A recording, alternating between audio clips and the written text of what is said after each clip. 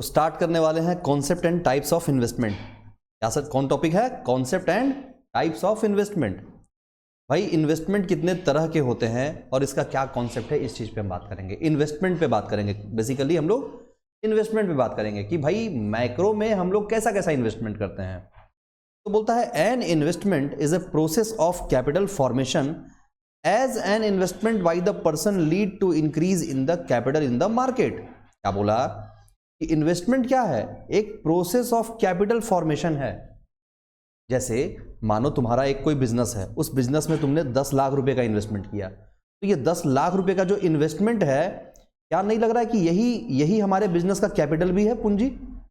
जो कैपिटल होता है उसी को तो कन्वर्ट करता है इन्वेस्टमेंट में, या जो इन्वेस्टमेंट है वही तो कैपिटल का फॉर्मेशन का पार्ट है। तो इसलिए जो प्रोसेस ऑफ ये जो इन्वेस्टमेंट है ये कैपिटल फॉर्मेशन का ही प्रोसेस है, ठीक है। As an investment by the person lead to increase in the capital in the market. क्यों? क्योंकि ये मार्केट में कैपिटल को बढ़ाता है। अब ये मार्केट में कैपिटल बढ़ाने का मतलब क्या? जैसे मुस्कान है, तो मुस्कान मार्केट में 10 लाख रुपए लगा के बिजनेस स्टार्ट की। फिर अंजनी है, अंजनी मार्केट में 20 लाख रुपए लगा के बिजनेस स्टार्ट की। उसके बाद फिर आती है संजना, संजना मार्केट में 5 लाख रुपया लगा के बिजनेस की। फिर आता है कृष्ण राय, कृष्ण राय मार्केट में 25 लाख रुपया लगा के बिजनेस स्टार्ट किया। तो कुल मिला के कितना हो गया कृष्ण राय? 25 5 30 लाख, 30 20 50 लाख और 50 10 60 लाख। तो टोटल मिला के हमारे पास कितना पैसा आ गया? 60 लाख। और यही 60 लाख क्या है? मार्केट में टोटल कैपिटल है। तो जब हम इस 60 लाख का बात कर रहे हैं तो this is called capital in the market. जो मार्केट में हमारे पास कैपिटल पड़ा हुआ है। चलो इधर ध्यान दो, एकदम मोबाइल अभी रख के इधर ध्यान दो। चलो बोलता है फिर क्या, और इसका क्या डेफिनेशन बोल सकते हैं? तो बोलता है an investment is a process of increasing the capital in the market for some economic benefit. भाई इन्वेस्टमेंट हम लोग क्यों करते हैं? तो बोलता है ये एक प्रोसेस तो है ही, किस चीज का? Increasing the capital. भाई कैपिटल बढ़ाने का प्रोसेस तो ये है। कैपिटल मार्केट में जितना ज्यादा लोग पैसा लगाते जाएंगे उतना ज्यादा मार्केट का कैपिटल बड़ा होते जाएगा। भाई ये कहा जाएगा कि हमारा तो कैपिटल भी बहुत बड़ा है, हमारे मार्केट में बहुत लोग बिजनेस करते हैं। जैसे हम सिर्फ एक मतलब एरिया का नाम लेते हैं, जैसे पटना में बाकड़गंज। तो बाकड़गंज पटना में जो है ये इलेक्ट्रॉनिक मार्केट के नाम पे जाना जाता है और सारे लोग इन्वेस्टमेंट करते हैं वहां पे। तो अच्छा बड़ा कैपिटल फॉर्मेशन वहां पे हो गया, क्योंकि सभी लोगों ने इन्वेस्टमेंट किया, तो investment converted into capital formation. तो वही बोला कि investment is a process of increasing the capital in the market for some economic benefit. क्यों लोग इन्वेस्टमेंट करते हैं? ताकि उनको इकोनॉमिक बेनिफिट हो पाए। इन्वेस्टमेंट करने का उनका मेन एजेंडा यही होता है, फॉर सम इकोनॉमिक बेनिफिट्स, ठीक है। तो यहीं से एक टॉपिक निकल के आ गया, investment is equal to capital formation. Investment को हम कैपिटल फॉर्मेशन भी बोल सकते हैं, कोई दिक्कत की बात नहीं। इतना तो समझ में आ गया। अच्छा, फिर बोलता है इन्वेस्टमेंट कितने तरह का होता है? तो इन्वेस्टमेंट 2 तरह का है। पहला इन्वेस्टमेंट हो गया फिक्स इन्वेस्टमेंट। फिक्स इन्वेस्टमेंट का मतलब क्या? जहां पे आप इन्वेस्टमेंट कर रहे हो किस चीज पे? फिक्स एसेट पे। जैसे plant and machinery, furniture and fixture, इन सभी चीजों पे आप खर्चा कर रहे हो जो बिजनेस में लंबे समय तक पड़ा रहेगा। तो पहला इन्वेस्टमेंट का टाइप हो गया फिक्स एसेट्स पे, इसको आप बोलोगे फिक्स इन्वेस्टमेंट। या इसको और कैसे बोल सकते हैं कि purchase of fix assets for the production purpose is known as fix assets. जिस चीज को हम प्रोडक्शन पर्पस से खरीदेंगे वो सब फिक्स एसेट्स है। जैसे मशीन को चलाने के लिए जनरेटर खरीदे, जनरेटर भी फिक्स एसेट्स है, क्योंकि प्रोडक्शन प्रोसेस का वो भी पार्ट है। जनरेटर नहीं रहेगा मशीन नहीं चलेगा, है ना। Purchase of plant and machinery, ये क्या है? फिक्स एसेट्स है। उसके बाद फिर दूसरा पॉइंट आता है इन्वेंट्री इन्वेस्टमेंट। पहला क्या था? Fix investment. दूसरा क्या है? Inventory investment. ये क्या बोलता है? बोलता है an investment over the stock of finish goods, दूसरा सेमी फिनिश गुड्स, तीसरा raw material is called as inventory investment on the stock keep changing over time. बोला जब आप इन्वेस्टमेंट करते हो किस चीज पे? ओवर द स्टॉक, मतलब स्टॉक के ऊपर। कैसा स्टॉक? भाई चाहे तो फिनिश गुड्स अपने बिजनेस में खरीद के लेके आ गए, या फिर सेमी फिनिश गुड्स खरीद के लेके आए और अपने पास बनाए, या फिर रॉ मटेरियल खरीद के लेके आए और फिर उसको बनाए। तो ये तीनों ही क्या है? तीनों ही क्या है? स्टॉक है। कोई पूरा बना हुआ माल है, कोई आधा बना हुआ माल है, कोई बिल्कुल भी बना हुआ माल नहीं है, पर है तो माल, है तो स्टॉक।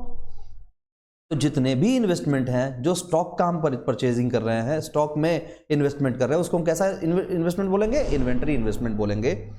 तो ठीक है, इसी को हम क्या बोलेंगे, inventory investment on the stock keep changing over time. अब ये जो स्टॉक है ये टाइम टू टाइम चेंज होते रहेगा। फिक्स इन्वेस्टमेंट जो है, फिक्स एसेट जो है, ये लगता है कि तुमको चेंज होगा मार्केट में, फिक्स एसेट चेंज नहीं होता है। पर ये जो इन्वेंट्री इन्वेस्टमेंट है ये टाइम टू टाइम चेंज होते रहता है, क्योंकि अभी जो लेके आए बिक गया, फिर लेके आएंगे फिर बिक जाएगा। सेमी फिनिश गुड्स लेके आएंगे, उसको बना के बेच देंगे, रॉ मटेरियल लाएंगे, उसको बनाएंगे बेच देंगे, फिर नया रॉ मटेरियल, फिर नया फिनिश गुड्स, फिर नया कोई भी स्टॉक आएगा, नया नया आते जाएगा, है ना। अब बात आता है कि भाई ग्रॉस और नेट इन्वेस्टमेंट का मतलब क्या हो गया। इन्वेस्टमेंट वर्ड से तो तुम लोग वाकिफ हो गई। इन्वेस्टमेंट का मतलब क्या, कैपिटल फॉर्मेशन भी बोल देंगे हम, रिवीजन भी करते चलते हैं साथ में। इन्वेस्टमेंट का मतलब हम कैपिटल फॉर्मेशन बोल देंगे, और ये कैपिटल फॉर्मेशन जो है, ये कैपिटल फॉर्मेशन, अब कैपिटल फॉर्मेशन वर्ड बोल दिया तो ये इन्वेस्टमेंट, यही वर्ड इन्वेस्टमेंट भी हो गया।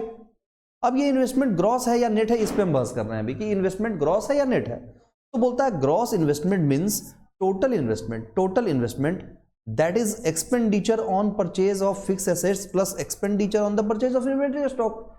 भाई अगर हम बात कर रहे हैं ग्रॉस इन्वेस्टमेंट का मतलब कि टोटल मेरा इन्वेस्टमेंट कितना हुआ, तो अभी तो पढ़े टोटल, एक बोले कि फिक्स एसेट्स में जो हमने इन्वेस्टमेंट किया वो, प्लस जो इन्वेंट्री इन्वेस्टमेंट में जो हमने पैसा लगाया वो, दोनों को जोड़ देंगे तो टोटल इन्वेस्टमेंट पता चल जाएगा। अरे भाई बिजनेस धंधा है, तो मानो ये एक दुकान है, तो दुकान का फर्नीचर मतलब रैक वगैरह लगाने में, दुकान का जमीन एक्वायर करने में, दुकान का रेंट एग्रीमेंट बनाने में, जो भी खर्चा यहाँ का बैठा दुकान का, वो फिक्स खर्चा हो गया।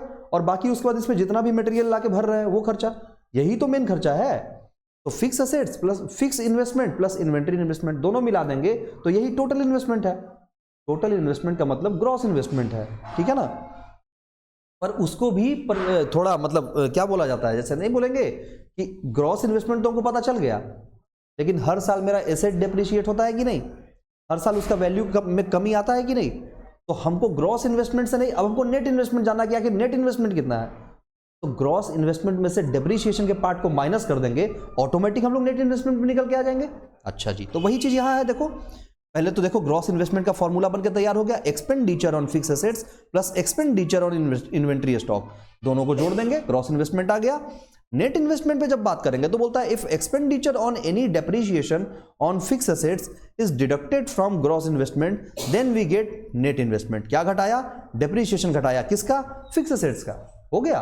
देखो रॉ मटेरियल का हम डेप्रिसिएशन नहीं घटाते हैं, होता है नुकसान उसमें भी होता है, पर नुकसान उसका ऑटोमेटिक पता चल जाता है, जब हम प्रॉफिट सेल करते हैं तो पता चल जाता है क्या प्रॉफिट हुआ लॉस हुआ। पर डेप्रिसिएशन ऐसा है जो फिक्स रेट से हर साल फिक्स एसेट्स पे लगेगा ही लगेगा, तो जो फिक्स एसेट्स पे डेप्रिसिएशन लगते रहेगा उसको हटा देंगे हम, तो मेरा इन्वेस्टमेंट नेट पे निकल के आ जाएगा कि मेरा नेट इन्वेस्टमेंट कितना है।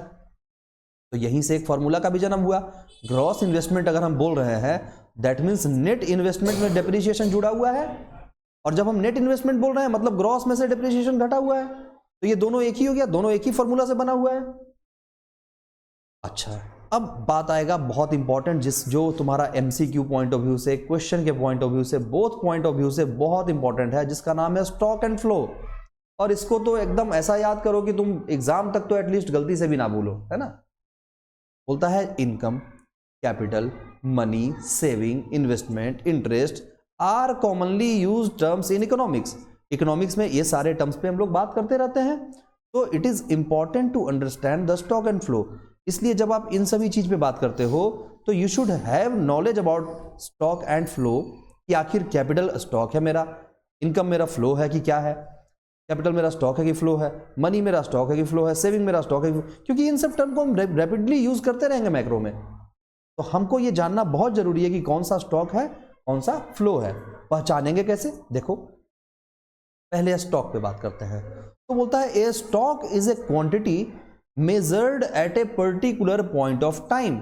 जब हम किसी चीज को पर्टिकुलर पॉइंट ऑफ टाइम पे मेजर करते हैं दैट इज कॉल्ड स्टॉक। जैसे जैसे एग्जांपल के तौर पे देखो, ऑन 1 सितंबर 2019 देयर में भी 15,000 इन योर बैंक। देखो पर्टिकुलर पॉइंट ऑफ टाइम है कि नहीं, कब है भाई 1 सितंबर 2019, यही तो हो गया particular point of time, POT point of time. ये हो गया कितना, 1 सितंबर 2019। उस दिन हमारे अकाउंट में 15,000 रुपया था, ये उस समय का बात किया जा रहा है, उस दिन का बात किया जा रहा है, at a particular point of time का बात किया जा रहा है। तो ये लाइन ही बहुत इंपॉर्टेंट है, इसको तो एकदम दिमाग में रख लेना कि stock is a quantity measured at a particular point of time. असलियत में पर्टिकुलर पॉइंट ऑफ टाइम बस याद रख लो, बाकी तो लाइन तुम लिखी दोगी, पर ये पर्टिकुलर पॉइंट ऑफ टाइम जो है ये इंपॉर्टेंट वर्ड हो गया।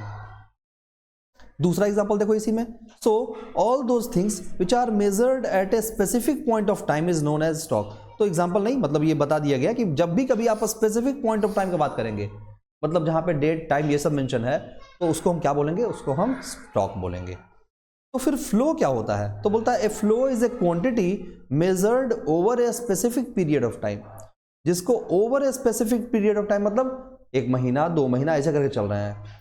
It means all those things which are measured during a period of time like for 1 year 1 month etcetera. तो उसको हम मतलब इसमें इंपॉर्टेंट वर्ड क्या हो गया, ए पीरियड ऑफ टाइम, ये हो गया इसमें इंपॉर्टेंट वर्ड, जिसको पीरियड ऑफ टाइम के बेसिस पे क्या करते हैं, मेजर करते हैं। जैसे for salary of teacher teaching economics is 25,000 per month. देखो मंथ के बेसिस पे बात की है, किन्हीं का 1 महीना का सैलरी 25,000 है, किसी का 10 दिन का सैलरी 2,000 है। तो ये जो हम बात कर रहे हैं ये 10 दिन का, कोई पर्टिकुलर पॉइंट ऑफ टाइम पे बात नहीं कर रहे हैं, कोई भी 2 महीना हो सकता है, कोई भी 2 महीना, कहीं भी, अक्टूबर में, नवंबर में, दिसंबर, जनवरी, फरवरी, कोई भी महीने में। तो यहाँ कोई स्पेसिफिक टाइम तो नहीं बता रहा कि इसी डेट में इसी टाइम में ऐसा हुआ। जब बात हम इसी डेट और इसी टाइम का करेंगे दैट मीन्स क्या है, वो स्टॉक। और जब हम over A period of time का बात करेंगे तो वो क्या है, फ्लो।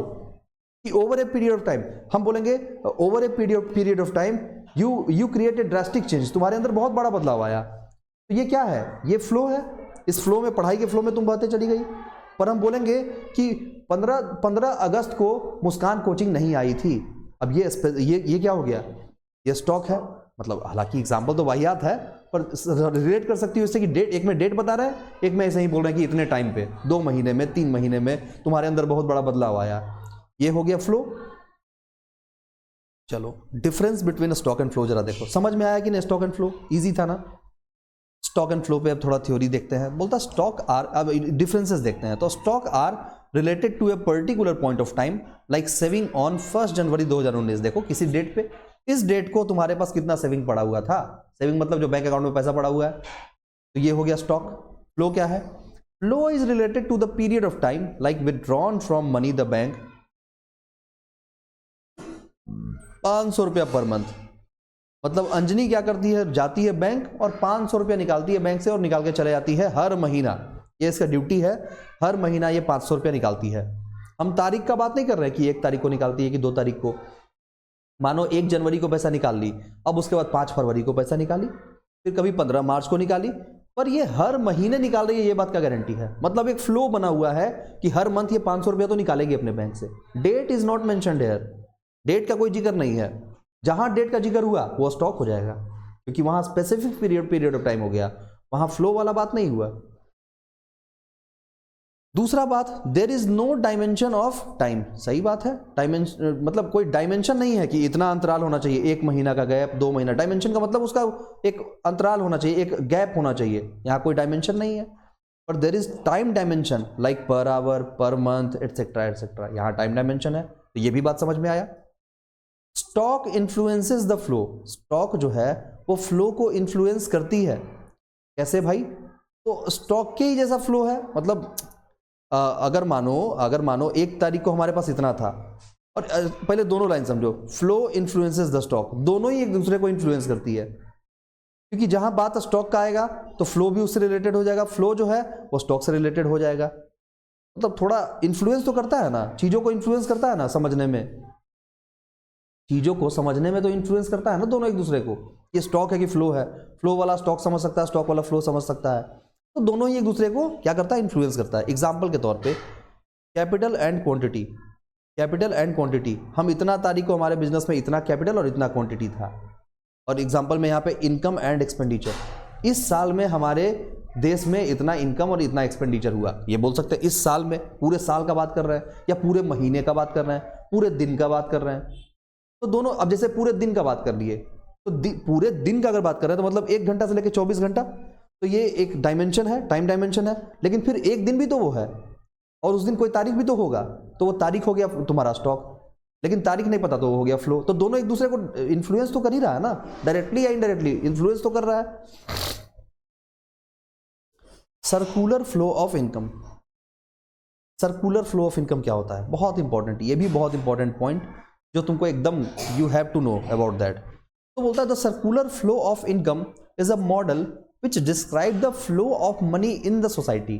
बोलता है भाई जो सोसाइटी में नोट घूम रहा है ना, बस यही समझ जाओ, जो मनी का फ्लो हो रहा है। जैसे जैसे मुस्कान हमको दी फीस, बोली सर ये रहा आपका 10,000 रुपीज़ फीस, ये पकड़िए, अब ये फीस हुआ आपका और हम हुए आपके लाइबिलिटी पूरे साल के लिए, अब आप हमको पढ़ाएंगे पूरे 1 साल के लिए। हम बोले डन एंड डस्टेड। इससे हम फीस लिए। अब इस फीस को हम क्या किए, इस फीस को हम बाजार में गए और एक टीवी खरीद के ले आए 10,000 रुपये का अपने कोचिंग के लिए, ठीक है। मेरा पैसा कहाँ गया, बाजार में चला गया, किसी दुकान में गया, वो दुकान वाला गया बैंक में जाके पैसा डिपॉजिट कर दिया, बैंक वाले के यहाँ से विड्रॉ करके मानो मार्केट में कोई सब्जी वाला उसको ले आया, ठीक है, उसकी बेटी मेरे यहाँ पढ़ने आई और वो फीस फिर हमको वही पैसा दे दिया। पैसा घूम के फिर से मेरे पास आ गया। तो पैसा घूम के जब मेरे पास फिर से आ गया तो मनी का देखो फ्लो कैसे है, घूमते रहता है चारों तरफ। मनी ऐसे ही तो होता है, घूमते रहता है।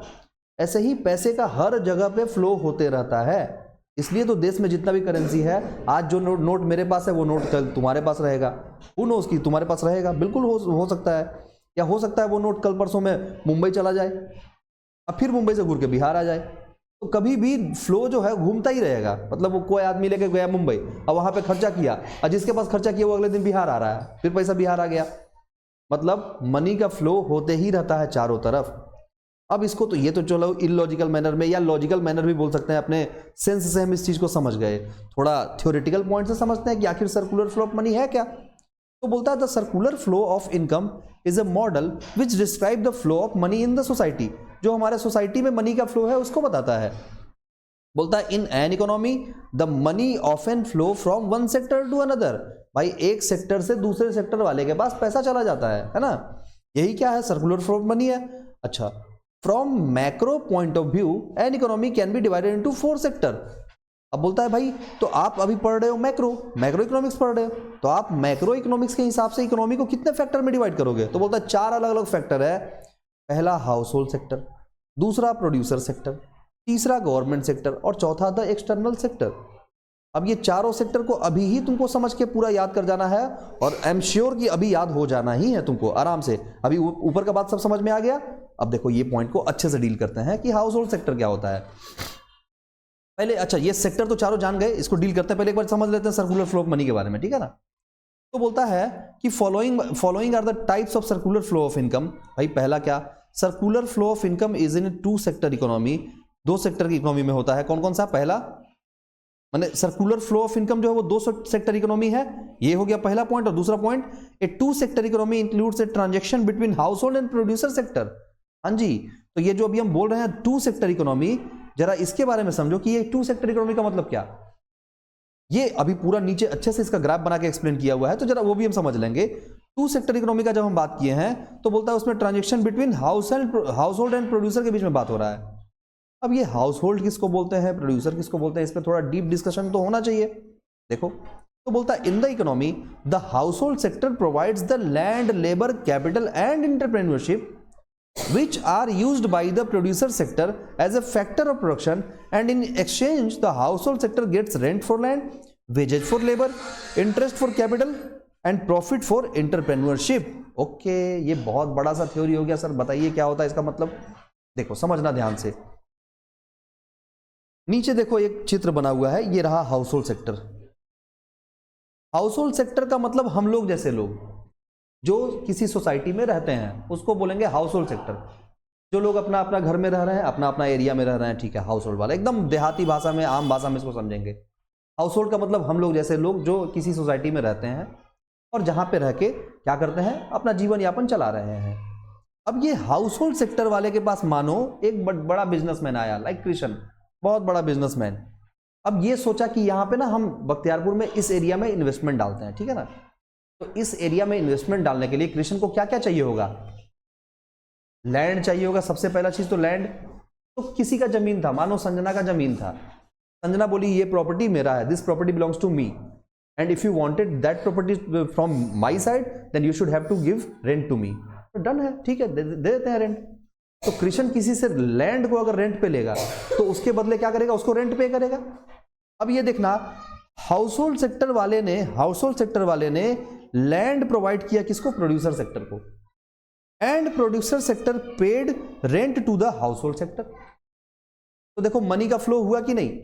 पैसा यहां, पहले एक चीज यहां से यहां गया और दूसरा चीज यहां से फिर यहां आ गया, घूम गया ना एक राउंड पूरा।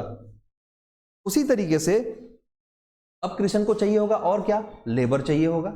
तो लेबर चाहिए होगा तो यही सोसाइटी से लेबर लोग आएंगे। देखो लेबर, मुस्कान लेबर है, ये बेचारी लेबर में आई, तो ये काम करने आई। तो उसके बाद अंजनी को बोली चलो तुम भी साथ में, हम दोनों मिलकर मजदूरी करेंगे प्लांट में। तो चलो ठीक है, दोनों मिलकर मजदूरी करने आई, कृष्ण के फैक्ट्री में मजदूरी करने आई। अब देखो ये अपना लेबर वाला सर्विसेज जो है ये प्रोवाइड कर रही है इस प्लांट में, और उसके बदले कृष्ण क्या कर रहा है? इन लोगों को पगार दे रहा है। हाँ ठीक है ना। उसके बाद फिर बात आता है पूंजी का। अब पूंजी कृष्ण बेचारा कितना लगाएगा? ठीक है, ये है प्रोड्यूसर, इसको प्रोड्यूसर बनने का मतलब कोई किसी गुड्स का प्रोडक्शन करना, ये सब करने का इसको शौक है, पर जरूरी तो नहीं कि उतना पैसा भी इसके पास हो। इसके पास प्रोड्यूसिंग करने का कैपेसिटी है, ये इसके पास दिमाग है कि पैसे बिजनेस चला सकते हैं, पर पैसा होना ये जरूरी नहीं है। पैसा तो उठाएगा मार्केट से, तो जिससे पैसा उठाएगा वो पैसा जो देगा, मानो बैंक दिया या कोई दोस्त यार, फैमिली, फ्रेंड्स, किसी से लोन लिया, वो लोन दिया, उस लोन के बदले क्या लिया? इंटरेस्ट लिया। फिर देखो एक राउंड घूम गया, और उसके बाद अब कृष्ण को दिमाग बिजनेस चलाने का तो है, चलो है, लेकिन प्रॉपर मैनर में कैसे बिजनेस चलाया जाए ये तो कृष्ण को नहीं पता है। इसके लिए भी किसी को हायर करना पड़ेगा। तो कृष्ण ने बोला कि कौन है वैसा बिजनेसमैन जिसको हायर कर सकें? कृष्ण बोला सर आप ही आ जाइए, आप बन जाइए हमारे कंपनी के एंटरप्रेन्योरशिप, जो दिमाग लगाएंगे कैसे बिजनेस को चलाया जाए। और जब आप एंटरप्रेन्योर बनेंगे उसके लिए हम आपको प्रॉफिट का शेयर देंगे। तो हम अपना एंटरप्रेन्योरशिप स्किल देंगे बिजनेस को, और कृष्ण क्या करेगा उसके बदले? प्रॉफिट का शेयर देगा हमको। तो देखो ये जितने भी सर्विसेज हाउसहोल्ड सेक्टर वाले ने प्रोवाइड किया प्रोड्यूसर सेक्टर को, this is called factor services. और उसके बदले प्रोड्यूसर सेक्टर ने जो भी पेमेंट किया हाउसहोल्ड वाले को, उसको बोलेंगे factor payment. Factor services, factor payment, factor services, factor payment. समझ में आया बात? अब आ जाते हैं फिर से ऊपर अपने वाले कहानी पे, तो तुमको ज्यादा अच्छा ये समझ में आने लगेगा। ये देखो बोलता है यहाँ पे, जो हम बोल रहे थे कि following are the types of circular flow of income, इसमें दो टाइप बताए थे। पहला टाइप में क्या बोला कि यहाँ पे 2 सेक्टर इकोनॉमी के बारे में बात किया जाता है। अब ये दोनों सेक्टर तुम्हारा क्लियर हो गया होगा। एक सेक्टर कौन सा हो गया? हाउसहोल्ड सेक्टर, और दूसरा कौन हो गया? Producer sector. तो ये दोनों समझ में भी आ गया। Household sector provides factor services to the producer sector, factor services, और producer provide household to factor payment. ठीक है ना? तो ये भी समझ में आ गया, अब क्लियर हो गया। अब इसको समझने में दिक्कत नहीं। अब बोलता है ए 2 sector economy includes a transaction between household and producer sector. बोलता है ये जो 2 सेक्टर इकोनॉमी है, ये अभी जो ऊपर लिखे वही चीज यहां नीचे एक्सप्लेन किया हुआ है दूसरे में। ये 2 सेक्टर इकोनॉमी जो है, इसमें क्या क्या इंक्लूड होता है? किसके बीच का transaction between household and producer sector.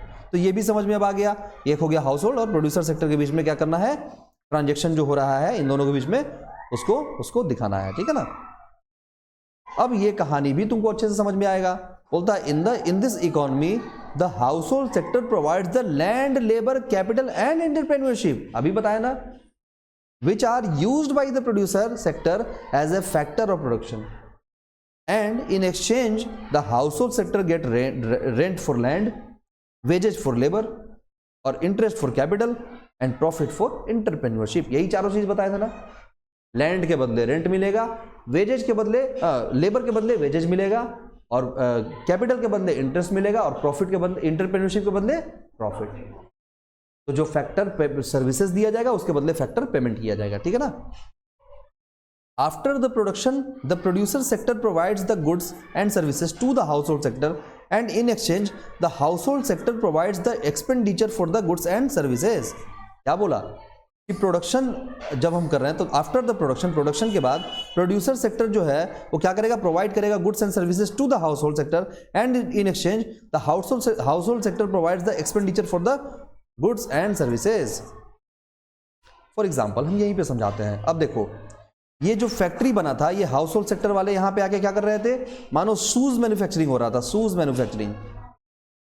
और जैसे ही जूता बन के तैयार हुआ तो ये हाउस होल्ड सेक्टर वाले को भी तो जूता का जरूरत है। अरे ये जूता थोड़ी ना नहीं पहनेगा, ये भी तो पहनेगा जूता। तो ये भी जूता जापानी खरीदा किसके यहां से? यही प्रोड्यूसर के यहां से।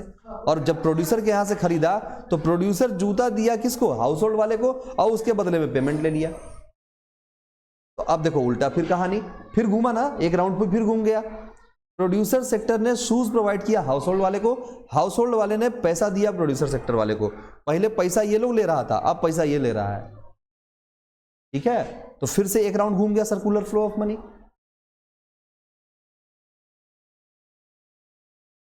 ये भी बात समझ में आ गया ना। फिर आगे बोलता है कि in a two sector economy the flow can be classified as, flow जो है, ये जो फ्लो हो रहा है, पैसे का फ्लो हो रहा है, सर्कुलर फ्लो हो रहा है, this flow of are two types, एक होता है रियल फ्लो, दूसरा होता है मनी फ्लो, है ना। पहले रियल फ्लो पे बात करते हैं।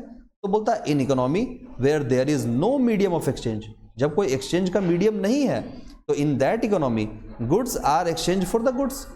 भाई जब कोई मीडियम ऑफ एक्सचेंज है ही नहीं तो गुड्स के बदले गुड्स एक्सचेंज होगा। कैसे?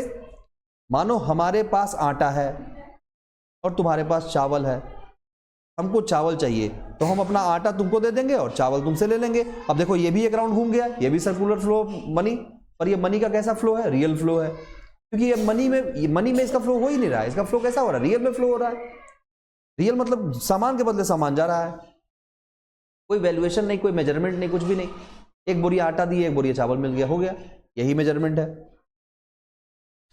अब ये ऐसे तो वैल्यू नहीं लगाया जाएगा कि आटा ज़्यादा महंगा है या चावल ज़्यादा महंगा है। अब आज के रेट में क्या है, हम लोग मेजरमेंट कर सकते हैं कि आटा ज़्यादा महंगा है या चावल ज़्यादा महंगा है, क्योंकि चावल महंगा है, आटा थोड़ा सस्ता पड़ता है। तो वही बात यहाँ पे बोला कि रियल फ्लो क्या है, जहाँ पे कोई मीडियम ऑफ एक्सचेंज नहीं था तो लोग क्या करते थे? डील करते थे गुड्स के एक्सचेंज में। तो the exchange of goods is known as real flow, इसको हम क्या बोलेंगे? रियल फ्लो बोलेंगे। The exchange of goods and services by the producer sector for the land, labor, capital and entrepreneurship from the household sector is known as real flow। ठीक है ना, तो इसको हम क्या बोलेंगे? रियल फ्लो बोलेंगे। किसको? भाई जो गुड्स और सर्विसेज के बदले में जो एक्सचेंज करके प्रोड्यूसर सेक्टर को हम लोग देते हैं, जैसे उनसे अब हम क्या किए, मानो वो ऐसा चीज का बिजनेस कर रहे थे जो हमारे रिक्वायरमेंट का चीज है, तो हम उनसे सैलरी ना लेके उनसे क्या ले लिए? सामान ही ले लिए। तो ये भी तो वही हो गया ना, एक्सचेंज हो गया, गुड्स के बदले गुड्स हो गया, माने गुड्स और सर्विसेज का एक्सचेंज हो गया। हमने अपना मतलब कृष्ण के फैक्ट्री में तुम लोग अपना सर्विस दे दिया के, और उसके बदले इसके फैक्ट्री से सामान लेके चली गई, तो सर्विसेज और गुड्स में एक्सचेंज हो गया आपस में।